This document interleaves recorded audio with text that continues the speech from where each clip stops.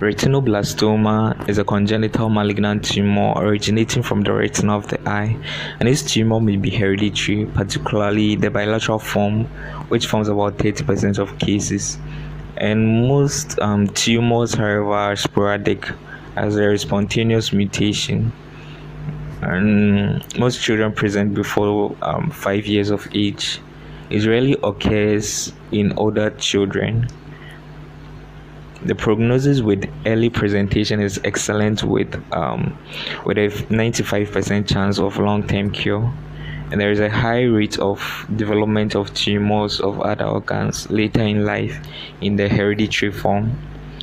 So the causes are genetic, which is up to 40% of cases, or sporadic in about 60% of cases.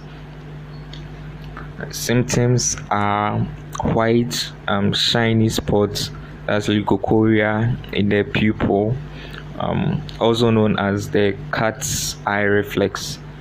And this is usually the first symptom in most patients. There is also strabismus or squint, and also visual loss, protruding eyeball, redness of the eye. The signs that are usually elicited are absent red reflex, tumor in the retina on fundoscopy, and vitreous hemorrhage and retinal detachment on fundoscopy, and also increased intraocular pressure as in glaucoma, and orbital cellulitis too. Okay. So investigations are ultrasound scan of orbit, head CT or MRI scan, lumbar puncture for cerebrospinal fluid cytology, bone marrow aspirate.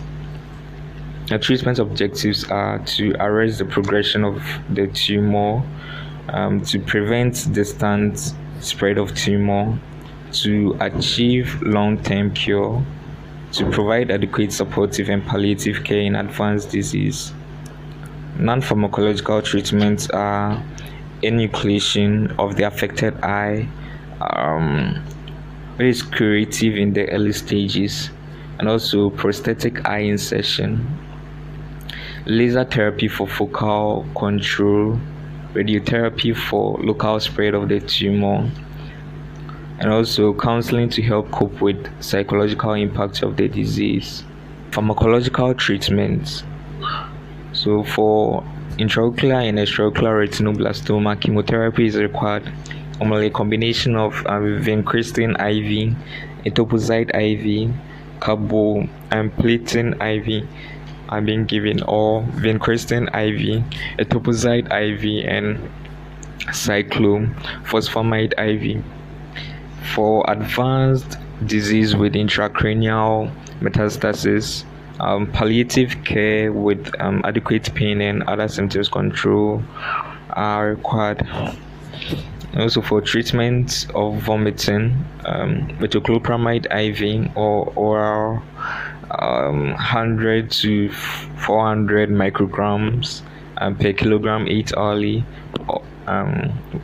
is usually given, or granitotron IV 40 micrograms per kilogram with a maximum dosage of 3 milligrams that which may be repeated 12 hourly if necessary, or granitotron oral 20 micrograms per kilogram with a maximum dosage of 1 milligram within 1 hour before the start of the treatment, and then 20 micrograms per kilogram 12 hourly for up to 5 days, or ondansetron IV in adults 5 milligrams per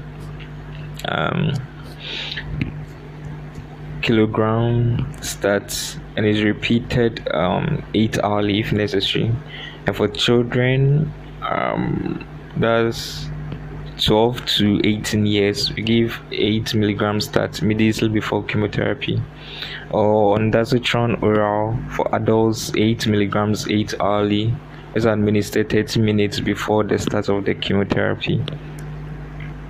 For children 12 to 18 years, 8 milligrams 8 to 12 hourly up to 5 days, and from 1 to 12 years 4 milligrams 8 to 12 hourly up to 5 days. And for the treatment of febrile neutropenia, ceftriaxone IV 100 milligrams per kilogram daily, and gentamicin IV 5 milligrams per kilogram daily. And if still febrile, after 48 hours, you add clozacillin IV 25 milligrams to 50 milligrams per kilogram 6 hourly. And if still febrile, after 5 days, you add fluconazole oral 10 milligrams per kilogram daily. For the treatment of anemia and thrombocytopenia, blood and blood products transfusions are required. Referral criteria: so all patients should be referred to a tertiary center that can effectively treat retinoblastoma.